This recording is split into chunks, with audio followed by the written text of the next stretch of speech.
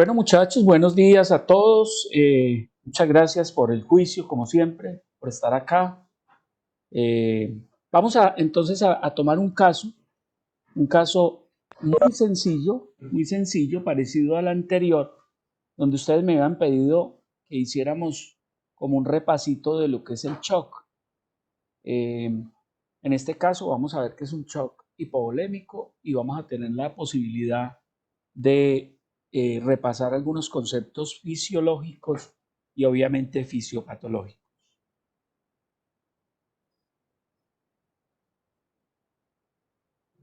Este es un paciente de 75 años de edad, hombre, que ingresa a urgencias básicamente refiriendo que sus deposiciones son negras y tiene franca hemorragia por vía rectal.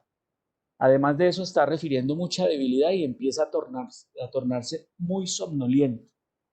Los únicos antecedentes para resaltar en el paciente es un EPOC, una diabetes mellitus, y está recibiendo broncodilatadores inhalados, los tradicionales salbutamol, betametasona e ipatropium, y está recibiendo antidiabéticos orales como metformina y glibenclamida. Eso es lo que tenemos hasta ahora. Cuando llega el paciente al servicio de urgencias, consulta por una tensión arterial 90-50. El paciente está pálido, el paciente tiene el signo de perfusión distal, está lento, el llenado capilar está lento, está deshidratado y evidentemente tiene una frecuencia cardíaca muy alta de 130. Y en el examen general, revisando los diferentes sistemas, topográficamente encontramos que en el abdomen está un poco sensible a la palpación en mesogastrio, pero no muestra nada más, no hay signos de irritación peritoneal. Eso es lo que tenemos hasta ahora. Si quieren alguien preguntar alguna cosa, pues dígame, a ver si de pronto, ¿qué más le preguntarían a un paciente de estos antes de irnos al análisis de la clínica del paciente? Bienvenido a las preguntas.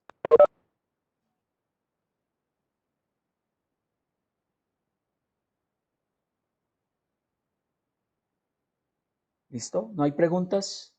¿No hay preguntas? Listo. Ah, si es fumador, fue fumador, pero actualmente ya no es. No está tomando aspirina, no está tomando los medicamentos Sofía que ya referimos, que son los antidiabéticos y usa los inhaladores. ¿Alguna otra?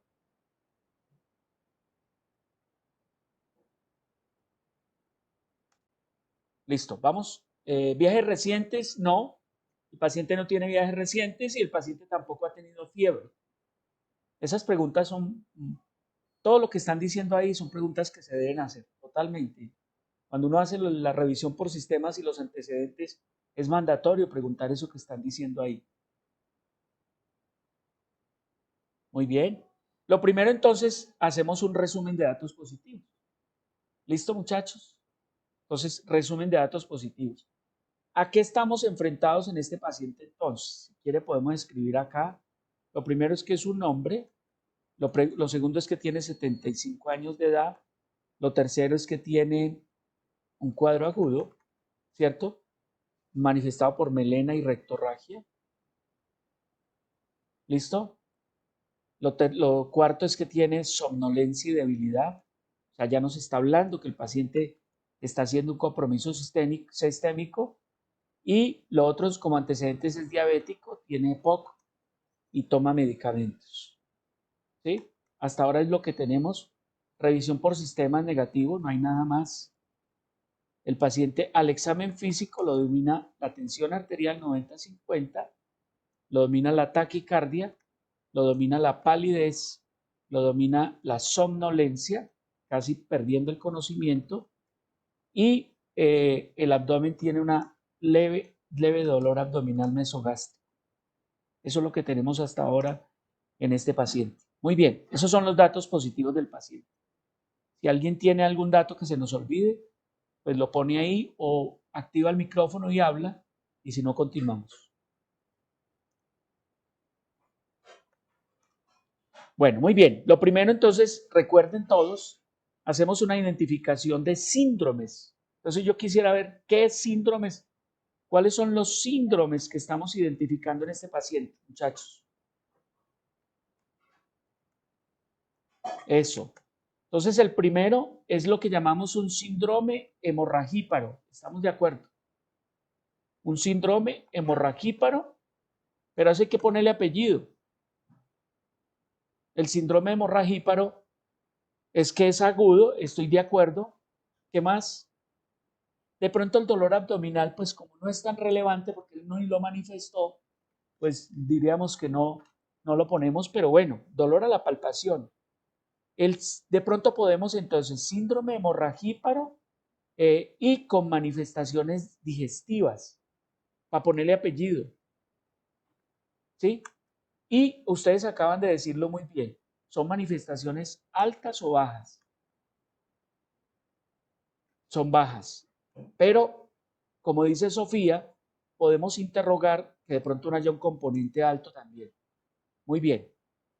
Exacto, cuando es una deposición negruzca en cuncho de café, uno puede suponer que el sangrado es alto, pero cuando es rectorragia con sangrado rutilante, uno supone que es bajo. Pero uno puede tener una hemorragia alta con los dos sangrados, ¿sí? Una hemorragia alta severa y tener las dos manifestaciones. Muy bien. Entonces el primero es ese. El segundo síndrome que tenemos. ¿Qué otro síndrome tenemos? El paciente llegó somnoliento, con debilidad, con palidez, llegó hipotenso. ¿Cómo se llama ese síndrome? ¿Cómo se llama ese síndrome? Eso, Juan José, es un síndrome anémico agudo o crónico. Perfecto, es un síndrome anémico agudo. Y lo tercero, ¿qué otro síndrome tenemos? Si lo estamos encontrando hipotenso, taquicárdico, con perfusión distal disminuida, ¿cómo llamamos ese síndrome? Exacto, síndrome de shock o, como lo está escribiendo Alejandra, o síndrome de shock. Eso es un síndrome de shock. Eso es, ya el hemorrágico ya lo pusimos. Y después le vamos a poner el apellido de pronto, el síndrome de shock. Pues por ahora no estamos viendo ni que el paciente está séptico, ni que el paciente tiene falla cardíaca, ni que el paciente tiene un tercer espacio, podría ser un shock hemorrágico, un shock hipovolémico. Estoy completamente identificado, muchachos. Muy bien, muy bien. Hasta ahí vamos bien. Vamos de como tercer punto a identificar patologías por síndrome. Entonces empecemos y cogemos el síndrome hemorragíparo,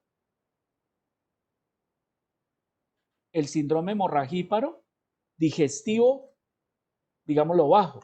Pongamos patologías. ¿Cuáles patologías tiene el síndrome hemorragíparo digestivo bajo? Es decir, ¿qué enfermedades pueden hacer sangrar un paciente a nivel bajo? Es excelente, Juan José. Los divertículos son una causa muy frecuente en estos pacientes. Segundo, las úlceras, pero las úlceras altas, ¿cierto? Las neoplasias, ¿cuáles neoplasias? ¿Qué neoplasias son las que más frecuentemente afectan a este tipo de pacientes? Dos grandes neoplasias podemos poner. La poliposis, pongamos como cuarto una poliposis, sí señora. ¿Y neoplasias? ¿Qué neoplasias? ¿Cuáles? ¿Cuáles son las dos grandes neoplasias que más frecuentemente aparecen en este tipo de edad y en este tipo de pacientes? Muy bien, el carcinoma de colon o recto, pues podremos ponerlo como cáncer de colon, es un carcinoma de colon. ¿Y el otro cáncer cuál sería? ¿Qué otro cáncer afecta a este paciente? El carcinoma rectal, digamos que hace parte del de colon y finalmente es un carcinoma también. ¿Y cuál otro?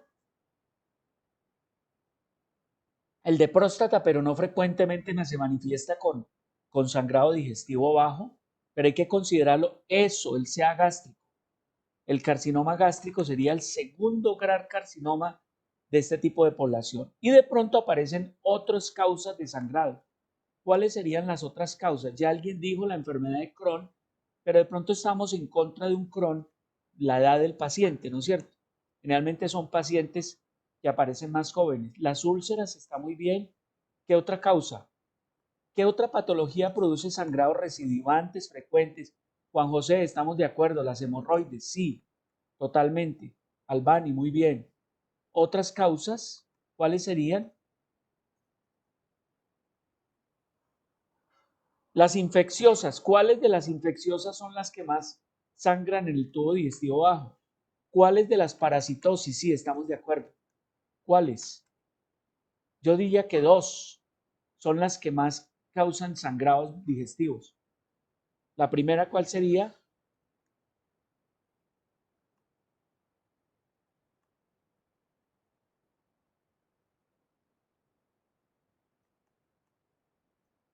¿Cuál sería la otra?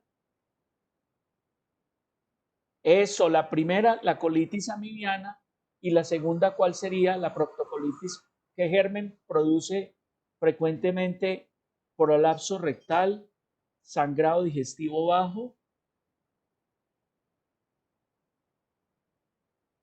No, el ancilostoma, pero el ancilostoma sí produce afectación de la mucosa duodenal, que es el uncinaria y lo que llamamos la uncinariasis, que es el ancilostoma duodenales y el Necator americano, pero ese produce generalmente un síndrome de malabsorción con diarrea espumosa. Entonces ese no lo consideremos como parte del sangrado. Hay otro.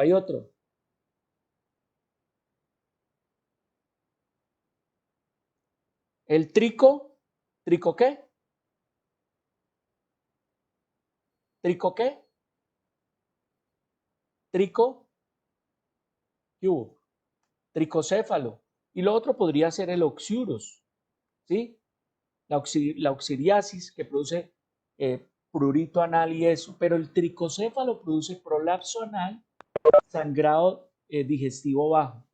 La chiguela produce una diarrea, una enterocolitis con una EDA severa invasiva y con un paciente tóxico. Digamos que yo no consideraría una chiguelosis en este paciente. ¿Listo? Y los otros serían los síndromes hemorragíparos por problemas de coagulación, pero que está en contra que no sea un problema de coagulación.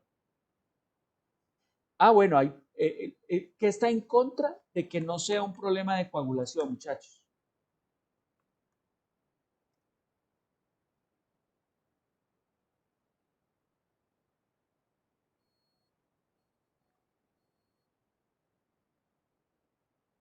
Que está en contra. Se los digo, que no tiene otros sangrados, ¿sí? De pronto la edad, aunque esa edad, a los 75 años a uno le da de todo. A uno le da de todo a los 75 años. Que no hay antecedentes, Sofía, está bien. Que no tiene otros sangrados. Acuérdense que el paciente que tiene un síndrome hemorragíparo por coagulación, el paciente tiene otras manifestaciones de sangrado, además de las digestivas. Otras causas lo dijeron por ahí, la hipertensión portal. Pero esos pacientes de hipertensión portal, ¿cuál es la manifestación clínica? ¿Sí? Más frecuente con qué tipo de sangrado presenta. Muchachos, las varices esofágicas, exacto, Sofía, es un sangrado digestivo alto masivo y puede presentar un síndrome hepatorenal o un síndrome de insuficiencia hepática, aunque son pacientes muy silenciosos, con un síndrome constitucional, con un síndrome hepatopulmonar, puede ser también, pero son pacientes que presentan una variada sintomatología. Muy bien. ¿Y el síndrome anémico? Pongámosle apellidos. El síndrome anémico agudo, ¿sí? Por pérdida. Entonces, la causa, ¿cuál es? La obvia, ¿no? Exacto, la causa obvia, como dicen, es el sangrado digestivo. ¿Sí? Acuerde que el síndrome anémico se clasifica en muchas formas. Lo podemos clasificar en agudo, en crónico, en este caso es agudo. Lo podemos clasificar por pérdida, lo podemos clasificar por producción, lo podemos clasificar por lisis o lo podemos clasificar en regenerativo, ¿sí? Y en regenerativo o en hiperregenerativo, de acuerdo a los reticulocitos. En este caso lo que pasa es que, digamos que el síndrome anémico no resiste mayor análisis porque es evidente que el paciente está sangrando por la vía digestiva. Entonces, uno no se va a poner a pensar que ese paciente tiene una anemia de células falciformes, sino que tiene un sangrado digestivo que es el que hay que ir a descartar. Muy bien, muchachos, muy bien. Bueno, vamos a seguir. Vamos a pedir entonces, ¿qué paraclínicos le pedimos a este paciente?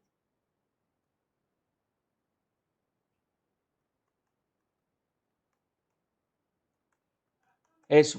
Entonces le pedimos un cuadro hemático completo, primer paraclínico. ¿Qué más le pedimos? Le pedimos pruebas de coagulación. Eso es mandatorio en cualquier paciente de esta edad. ¿Qué más le pedimos? ¿Qué más?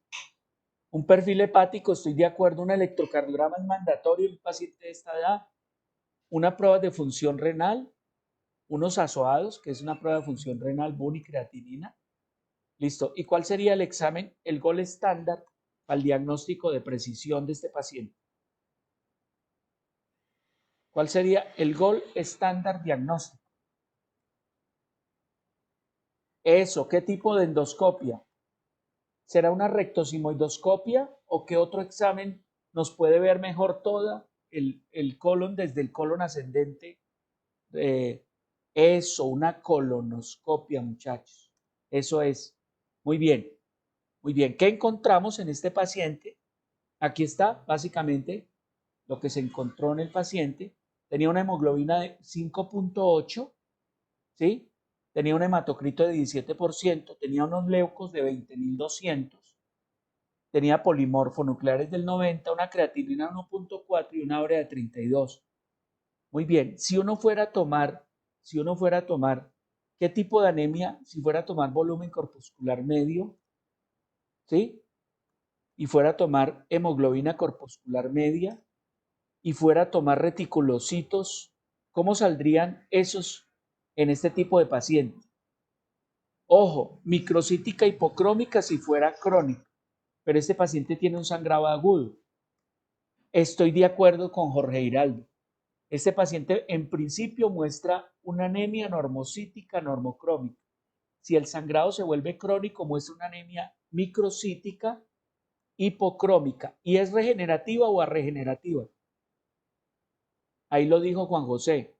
Es regenerativa, porque el paciente, ¿cómo tiene los reticulocitos? ¿Están altos, están bajos o están normales?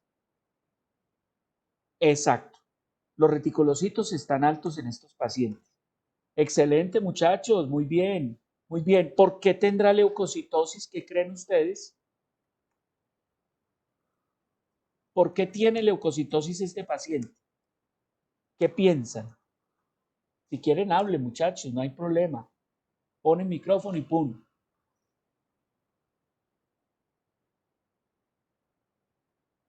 ¿Por hemodilución? No. Bueno, lo que pasa es que en sangrado se pierde todo.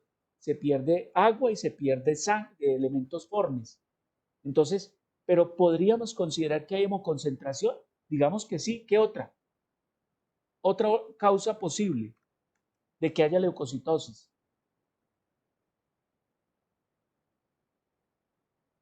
Como una especie de compensación. Sí, yo lo pensaría más por ese lado. Ese paciente tratando de producir hiperreactividad de médula ósea, él no solo saca la línea roja, sino que puede estar sacando la línea blanca y la línea de plaquetas que la necesita además para coagular. Entonces, en estos pacientes pueden presentar leucocitosis como respuesta de compensación. Muy bien, niños, muy bien. ¿Por qué tiene la creatinina 1.4? ¿Está como la creatinina? Está un poquito alta. Acuérdense que en hombres está hasta 1.3. ¿Por qué tendrá la creatinina alta? ¿Qué creen?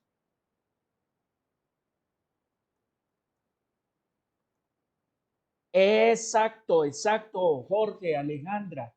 Ese paciente está hipoperfundido y al hipoperfundir, pues el paciente puede tener incluso una insuficiencia renal aguda. Es prerrenal, ¿no, muchachos? Ustedes ya pueden graduar. Están súper bien, muchachos. Excelente, excelente, muchachos. Me dejan muy contento. ¿Quién les dio fisiopatología a ustedes? ¿Quién dio la clase de fisiopatología?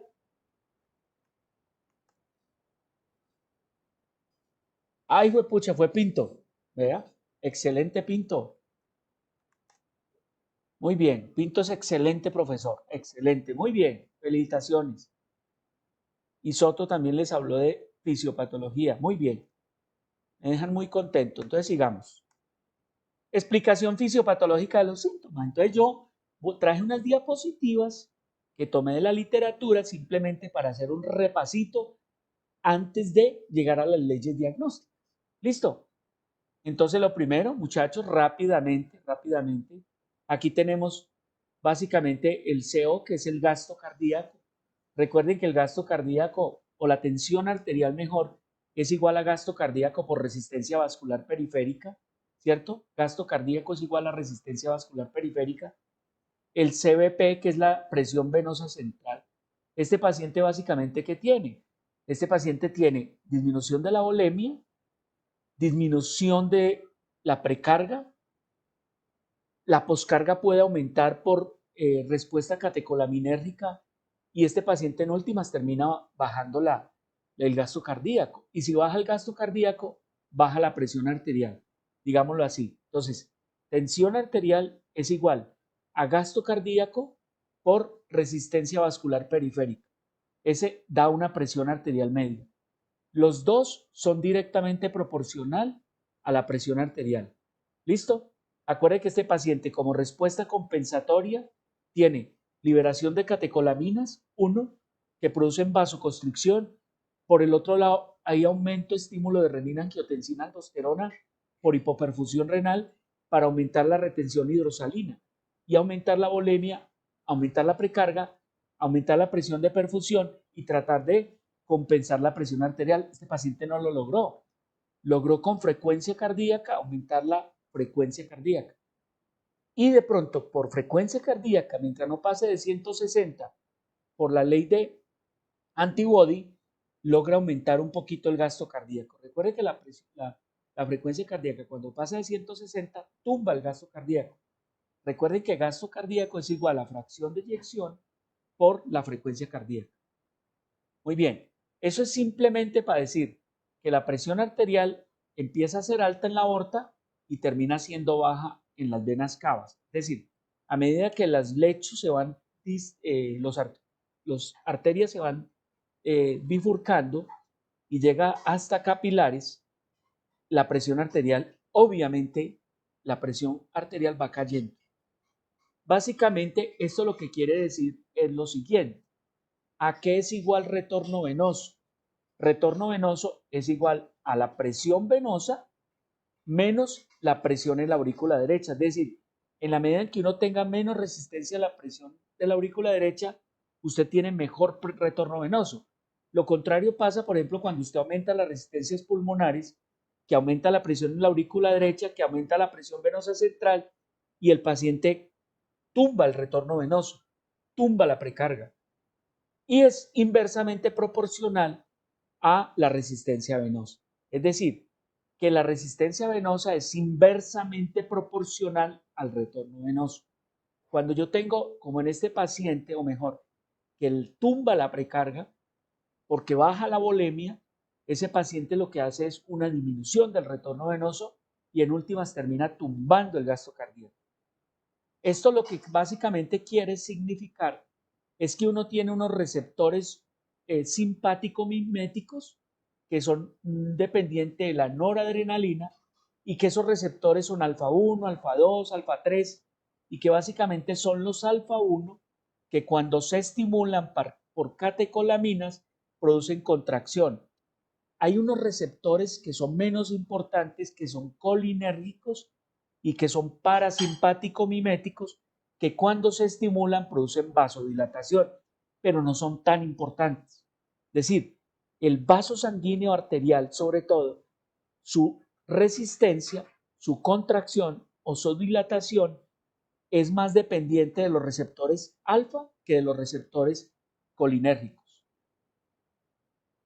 Aquí básicamente lo que está demostrando es el volumen sistólico y la dependencia de la precarga, ¿sí? Es decir, si tenemos una buena precarga, el volumen sistólico debe aumentar y si tenemos una baja de precarga, el volumen sistólico debe disminuir.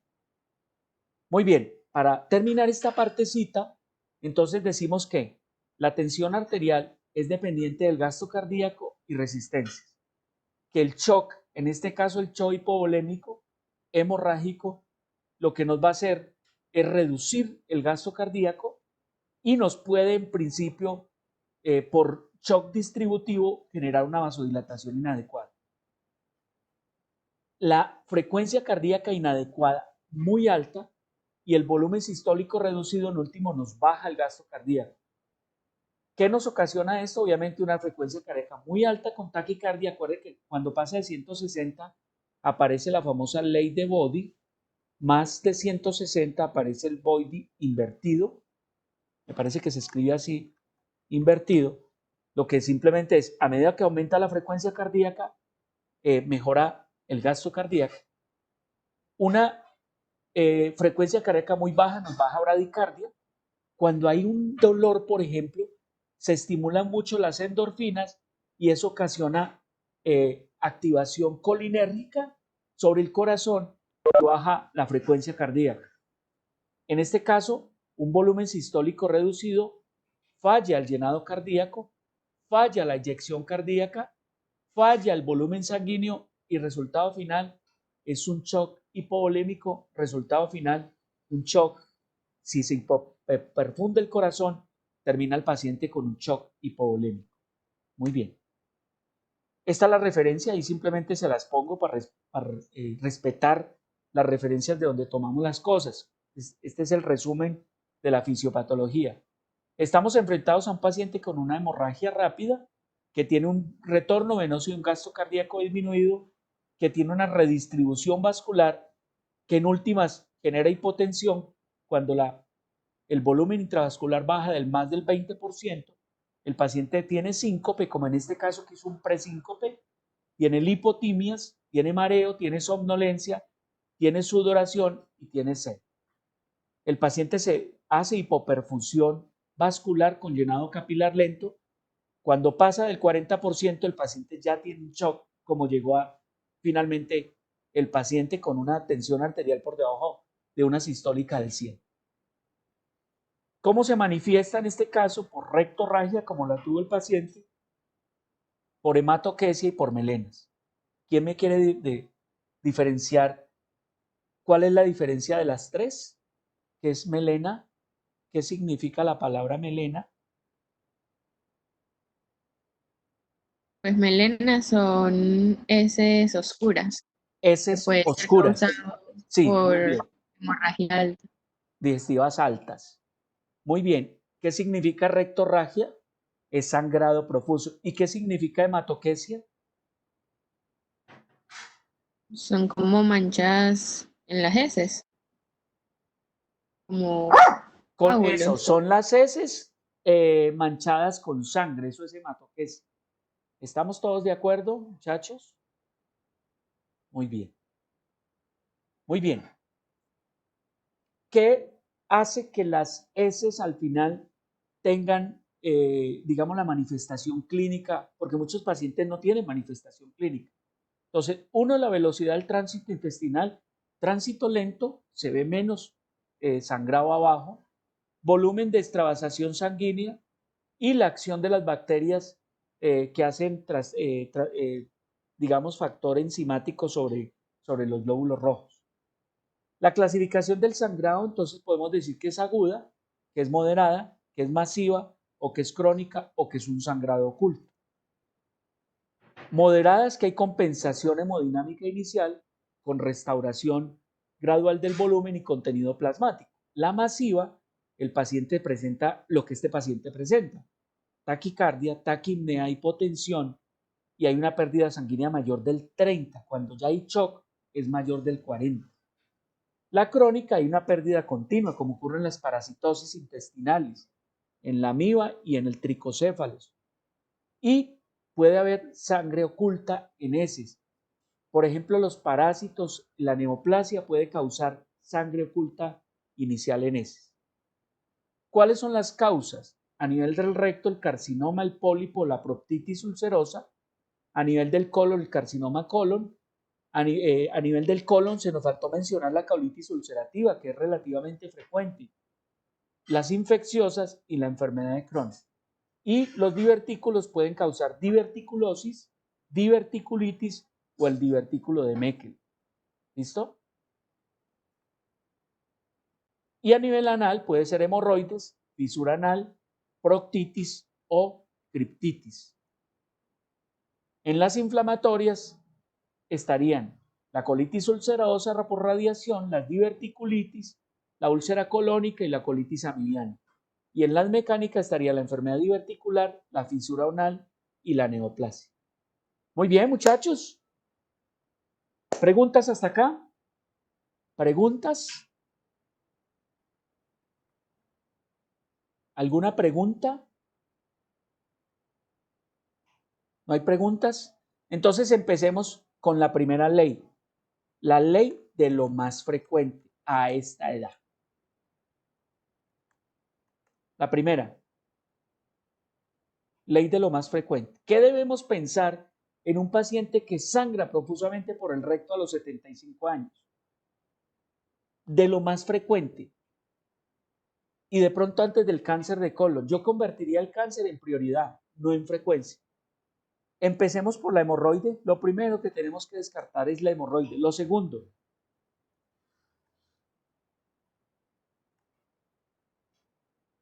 los pólipos o similar al pólipo, ¿qué sería? Más frecuente que el pólipo.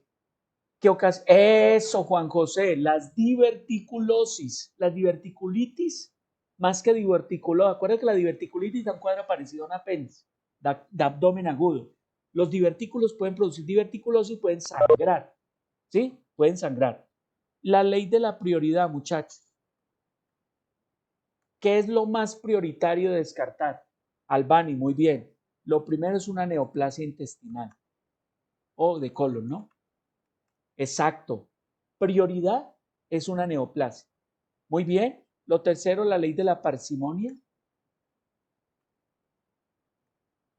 Ese paciente tiene lipotibias, ese paciente tiene sudoración, ese paciente tiene taquipnea, ese paciente tiene hematoquesia o ese paciente tiene rectorragia, ese paciente tiene dolor abdominal, ese paciente tiene somnolencia.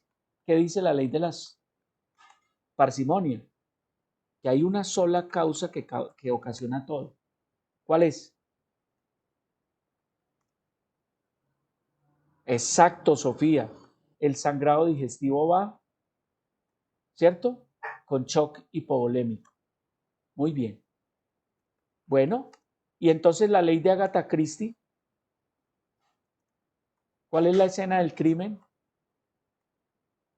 ¿Cuál es la escena del crimen posible? La vía digestiva baja o el colon. Muy bien. ¿Cuál es el posible arma homicida? Ahorita les cuento qué resultó en el paciente. El posible arma. ¿Cuál es el posible arma homicida? Daño endotelial.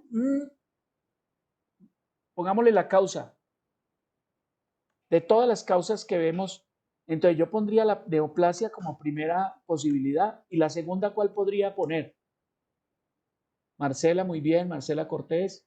El divertículo. Marcela, muy bien. La diverticulosis sería la segunda causa. Muy bien. ¿Y cuáles serían los cómplices para que un paciente de esos sangre, no coagule bien, la presión arterial cae? Eso, Marcelita, la edad. ¿Cierto? ¿Y qué más? ¿Qué enfermedades tiene el paciente? Los antecedentes, el EPOC y la diabetes. Y los antecedentes de fumador. Esos son los cómplices. Muy bien. Y entonces, mire cómo está de fácil este caso, muchachos. Volvamos, diagnóstico sindromático, muchachos, todos. Diagnóstico sindromático. Ya lo dijimos, ya lo dijimos. Ah, bueno, qué pena. La colonoscopia de este paciente salió diverticulosis múltiple. Eso fue lo que salió. Varios divertículos, algunos con estigma reciente de sangrado. Listo. Entonces, ¿cuál es el etiológico? ¿Cuál es el sindromático primero? Devolvámonos. ¿Cuál es el sindromático? Síndrome hemorragíparo con sangrado digestivo bajo es un síndrome y con shock hipovolémico. O mejor, síndrome de shock hipovolémico secundaria sangrado digestivo bajo. Muy bien. ¿Y el etiológico? Ya lo sabemos. Ese es el arma homicida. La diverticulosis. Muy bien. ¿Listo? Y entonces, el diagnóstico específico, tenemos un paciente con un shock hipovolémico, con un síndrome anímico agudo por pérdida y con un shock hipovolémico. ¿Listo? Un síndrome hemorragíparo de vías digestivas bajas, secundario a una diverticulosis.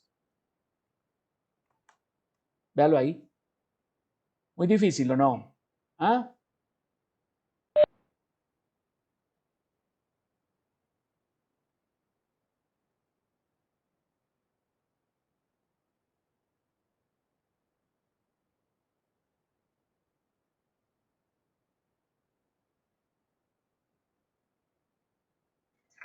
Doc tiene el micrófono apagado. Listo. Créanme, esto es lo que yo quisiera que ustedes hicieran siempre, siempre con un caso clínico, el que sea. Y les garantizo que ustedes difícilmente en la clínica se van a pelar, se van a equivocar. Por lo menos hacer enfoques sindromáticos. Y uno con eso puede pedir cosas, pedir paraclínicos y hacer confirmaciones. O sea, si ustedes se llevan este esquema mental, habremos ganado. Habremos ganado. ¿Alguna pregunta, muchachos? ¿Algún aporte? ¿Algún aporte? ¿Se dan cuenta que cuando uno hace estos análisis siempre se ampara en el pensamiento crítico, en el pensamiento clínico, en el pensamiento científico, en el pensamiento racional? Siempre se ampara en eso. Qué bueno, Sofía. Qué bueno. Bueno, ojo, para dentro de 8, acuérdense que prácticamente nos quedan 2 encuentros. Entonces, el grupo 1, no, creo que nos falta el grupo 3. Entonces, grupo 3 nos presenta dentro de 8 días y grupo 1 y 2 nos presenta el último, creo que el último encuentro. Traten de traer un caso clínico de otros sistemas, porque ya tenemos el cardio, el pulmonar, el digestivo. Traten de traer un caso, por ejemplo, neurológico. Podría ser un caso neurológico y escojan otros sistemas, muchachos. Escojan otros sistemas. Grupo 1 pide renal, listo. Grupo 1 renal. El grupo 2, o sea que el grupo 1 que es 15 días. Grupo 1 renal. El grupo 2 neurológico, ¿qué tal? Haciendo, como acabo de hacer el análisis. Como acabo de hacer el análisis, lo van a hacer ustedes. ¿Y grupo 3 qué pide? ¿Hematológico qué? ¿Les parece? Grupo 3 hematológico. El grupo 1 renal y el grupo 2 neurológico. Nos vemos dentro de 8 días con el hematológico. Hagamos un sendeíto, muchachos, como para terminar la clase como siempre. Entonces califiquen.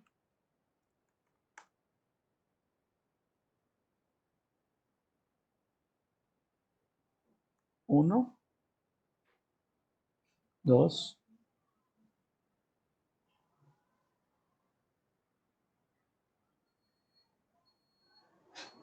Listo, muchachos. Hagan la calificación de la clase para que nos vamos.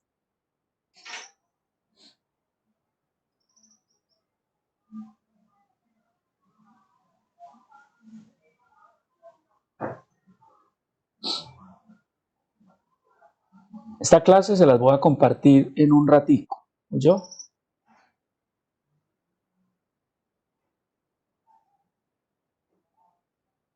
Listo, muchachos.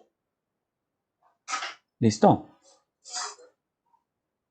Bueno, muchachos, muchas gracias a todos. Feliz día. Que la pasen bien.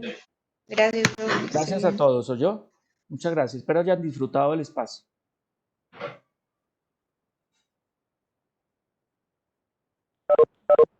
Gracias a ustedes.